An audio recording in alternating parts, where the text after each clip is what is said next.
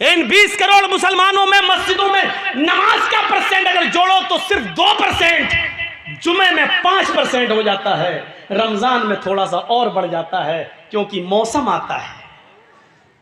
मौसम है ना, आम का मौसम आया तो आम, मौसम गया तो आम, पता नहीं चलता है। ऐसे ही मौसमी मुसलमानों को आप जानते हो कौन है?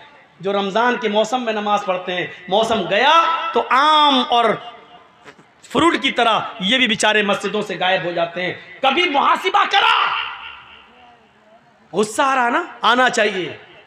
गुस्सा जिंदों को आता है, मुर्दों को नहीं आता। आना चाहिए, इस बात पर नहीं आना चाहिए कि एनआरसी लागू होगी क्या होगा, इस बात पर गुस्सा नहीं आना चाहिए कि एक आदमी इस्लाम छोड़कर दूसरे मजहब में चला गया, नहीं आना चाहिए। उस पर तो अल्लाह का शुक्र अदा करना चाहिए कि बारे इलाह तूने इस्लाम को ऐसे गंदे लोगों से महफूज कर लिया है। उस पर गुस्सा आने की जरूरत नहीं। कुरान से 26 आयतें बदलने चला था, अल्लाह ने दिखा दिया जो कुरान को बदलने की कोशिश करेगा अल्लाह उसको इसी तरीके से बदलेगा। दुनिया में इससे बड़ा मौजिजा और क्या हो सकता है? हिंदुस्तान में जो हुआ है, चला था कुरान बदलने, अल्लाह ने उसी को बदल दिया।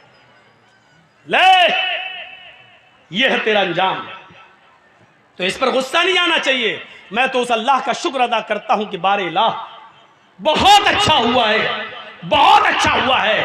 पहले मुस्लिम बनकर जब इस्लाम के खिलाफ बोलता था तो तकलीफ होती थी, अब गैर मुस्लिम बनकर बोलेगा तो कोई तकलीफ नहीं होगी, इसलिए कि इस्लाम को तो 1400 साल से बराबर दुश्मन गैरों ने नुकसान पहुंचाने की कोशिश की लेकिन नहीं पहुंचा पाए। तो अब ये क्या कर लेगा?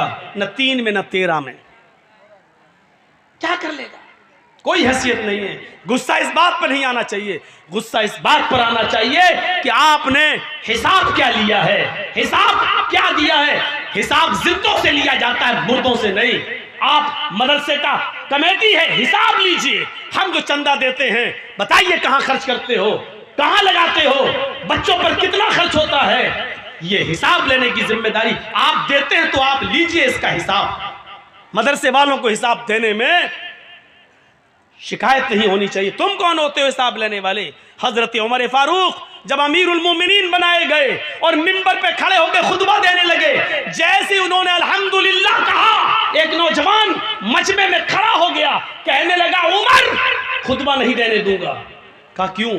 पहले ये बताओ, आज नया कुर्ता पहनकर आए हो, ये नई कमीज पहन के आए हो, ये नई कमीज तुम्हें कहां से मिली है? तुम्हारी तनख्वाह तो बैतुल माल से इतनी नहीं है कि उसमें तुम नया कपड़ा सिला सको। आज ये नई चादर तुम्हारे जिस्म पर मैं देख रहा हूं, ये कुर्ता, ये कमीज तुम्हारे पास कहां से आया? हजरत उमर जवाब देते हैं कि इसका जवाब मैं नहीं दूंगा, मेरा बेटा देगा। आए मेरे बेटे उठो और जवाब दो कि ये नई कमीज, नया कुर्ता कहां से आया? बेटा उठता है और जवाब देता है, आए लोगों सुनो, बैतुल माल में बहुत सी चादरें आई हुई थी और उन चादरों में सबको मुसलमानों में बंटना था। तो वो चादरें जब बटी तो सबको एक एक चादर मिली, मेरे बाप को भी उसमें चादर मिली, सबको एक एक चादर दी गई, मेरे बाप को भी एक चादर मिली। उसी चादर की इन्होंने कमीज बना ली। हजरत उमर ने कहा, नौजवान क्या अब मैं खुतबा दे सकता हूं? तुमने मेरी सफाई मेरे बेटे की तरफ से सुन ली, अब जवाब दे, अब मैं खुतबा शुरू करूं? कहा नहीं। कहा क्यों? कहा अब तो मैं और उलझ गया हूं। कहा एक एक चादर सबको मिली, मुझे भी तो मिली थी। मैं दर्जी के पास गया, उस एक चादर में मेरी कमीज नहीं बनी। तुम तो हमसे डबल हो, तुम तो मोटे ताजे हो, तंदुरुस्त हो, हट्टे खट्टे हो। हम तो 5 फीट के हैं, तुम 6 फीट से भी ऊंचे हो, फिर तुम्हारी कमीज कैसे बन गई? हजरत उमर ने कहा, बेटे इसका भी जवाब दो। हजरत उमर का बेटा कहता है, लोगों और आए हिसाब लेने वाले तू भी सुन, मेरे बाप को एक चादर मिली थी, मुझे भी तो एक चादर मिली थी, सबको एक एक चादर दी गई, उसमें मेरा भी हाथ था, मुझे भी एक चादर दी गई। मैंने अपने बाप की कमीज में कई जोड़ लगे हुए देखे, पैबंद लगे हुए देखे, तो मुझे अपने बाप की कमीज पर बड़ा अफसोस होता था कि मेरे बाप के पास कोई कपड़ा नहीं है। तो मैंने अपने बाप को अपनी भी चादर दे दी, अपनी चादर और मेरी चादर, दोनों चादरें मिलाकर मेरे बाप ने कमीज बना ली। हजरत उमर ने कहा, नौजवान अब क्या कहते हो, अब मैं खुतबा दूं? वो नौजवान बैठ गया, अमीरुल मोमिनीन अब आप खुतबा दीजिए। अल्लाह की कसम मुझे फख्र है कि मेरा अमीर ऐसा है कि जिसने अमानत में खयानत नहीं की है, जिसने एक पैसे की भी अमानत में खयानत नहीं की है, कपड़े के एक तार की भी अमानत में खयानत नहीं की है। अब आप खुतबा दीजिए। मैंने ये सबके सामने इसलिए पूछा ताकि आपकी सफाई सबके सामने आ जाए। मेरे भाइयों, सबके सामने उस आदमी ने पूछा, हिसाब लिया और उमर फारूक ने सबके सामने हिसाब दिया।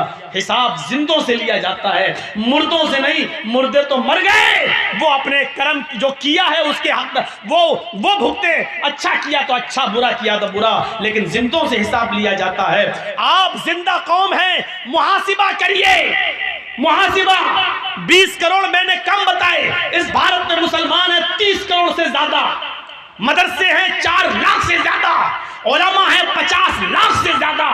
लेकिन इतने मदरसे होने के बाद, इतने आलिम होने के बाद, इतने मुसलमान होने के बाद, मस्जिदों में इन मुसलमानों की नमाज पढ़ने का परसेंट है सिर्फ 2%। मेरे भाइयों, ये 98% मुसलमान क्या कर रहा है, ये 98% मुसलमान क्या कर रहा है? कभी आपने मुहासिबा किया? कभी आप जो समाज, जो सोसाइटी के अंदर पंचायतें बिठा लेते हो, जो जुल्म करते हो, भरे मजमे में कहता हूं, अगर मेरी बात गलत हो तो बताओ, आज ऐसा होता है कि नहीं होता है कि एक लड़की बाकायदा पंचायत में कहती है कि इस लड़के के साथ मैं 1 साल से रह रही हूं, 2 साल से मेरा इसके साथ ताल्लुक है, अब ये शादी नहीं कर रहा है मेरे साथ, लिहाजा शादी करवाइए। और वो लड़का शादी से जब मना करता है तो पंच लोग बैठकर फैसला करते हैं कि तुम रहते थे कि हाँ ये भी राजी थी, मैं भी, मैंने ऐसा ऐसा किया, तो क्या हुआ? अब पंचायत फैसला क्या करती है? 5 लाख रुपया तुम दो, या तो शादी करो, और शादी नहीं कर रहे हो तो लड़के से 5 लाख, 2 लाख, 1 लाख रुपया लेकर लड़की को दिया जाता है कि जाओ तुम अपना घर बसा लो। बताओ ऐसा होता है कि नहीं होता है? और ये पंचायत में ये फैसले किए जाते हैं कि नहीं किए जाते हैं? ऐसा भी होता है, लड़का किसी लड़की को लेके भाग गया, समाज सोसाइटी में बुराई हुई, बुलाया गया, लड़का लड़की को लेके आ गया, पंचायत बैठती है और पंचायत में ये लड़की का बाप रोता है, अब मेरी लड़की कहीं मुंह दिखाने के लायक नहीं रही। पंचायत बैठती है और पंच फैसला करते हैं कि तुम इस लड़की से शादी करोगे? साहब शादी नहीं करेंगे, मेरे घर वाले तैयार नहीं, लाइए 2 लाख रुपया दो, और लड़की को दे दिया जाता है। मैं पूछना चाहता हूं कि लड़की अपनी मर्जी से जब भागी है, लड़का भी अपनी मर्जी से भागा है, पंचायत बैठी है, सजा लड़के को ही क्यों मिल रही है? उससे 2 लाख रुपया लेकर फिर उसी लड़की को क्यों दिया जा रहा है? जब गलती दोनों की थी तो सजा दोनों को क्यों नहीं मिल रही है? एक तरफा सजा का क्या तमाशा है, ये मुझे बताइए। ये आपकी सजा क्या शरई सजा है? क्या कुरान हदीस के मुताबिक सजा है? जबकि कुरान ये कहता है कि जिना के मामले में लड़की ज्यादा गलत होती है, लड़का कम। लड़की की तरफ से ज्यादती होती है और लड़के की तरफ से कम, क्योंकि कुरान ने कहा है अज़्ज़ानियतु वज़्ज़ानी फजलिदू कुल्ला वाहिदतिन मिनहुमा। जिना करने वाली लड़की और जिना करने वाला लड़का, इन दोनों को 100-100 कोड़े मारो। अल्लाह ने पहले लड़की कहा है, बाद में लड़का कहा है, क्योंकि जिना की शुरुआत और जिना की हिम्मत और जिना के लिए उकसाना लड़की की तरफ से पहले होता है। लड़का ठीक है भगा रहा था, लेकिन लड़की अगर भागने का इशारा न करती तो कभी जिंदगी के अंदर लड़का उस लड़की को भगा नहीं सकता था। मेरे भाइयों, फिर लड़की को सजा न दी जाए और पैसा लेकर जुर्माना लड़की को दे दिया जाए। शर्म आनी चाहिए ऐसे पंचों को, और शर्म आनी चाहिए ऐसी पंचायत को जो बिल्कुल दोगला, नालायक और अखलाक से गिरा हुआ फैसला करते हैं। तुम्हें कयामत के दिन अल्लाह के यहां इसका जवाब देना होगा। भाग रही लड़की, साहब मुंह काला हो गया है, क्यों भागी? साहब चली गई, इसका मतलब बाप की गलती थी। क्यों दिया था तूने अपनी लड़की को एंड्रॉइड मोबाइल? क्यों चलाती थी व्हाट्सएप? क्यों चलाती थी मैसेंजर? क्यों चलाती थी फेसबुक? मोबाइल तो तूने लाकर दिया है ना। या चोरी छिपे, लड़की मोबाइल चला रही हो, घर में लड़की की अम्मा तक को पता ना हो, सब मिली हुई होती हैं। अम्मा भी बिटिया से मिली होती है। इस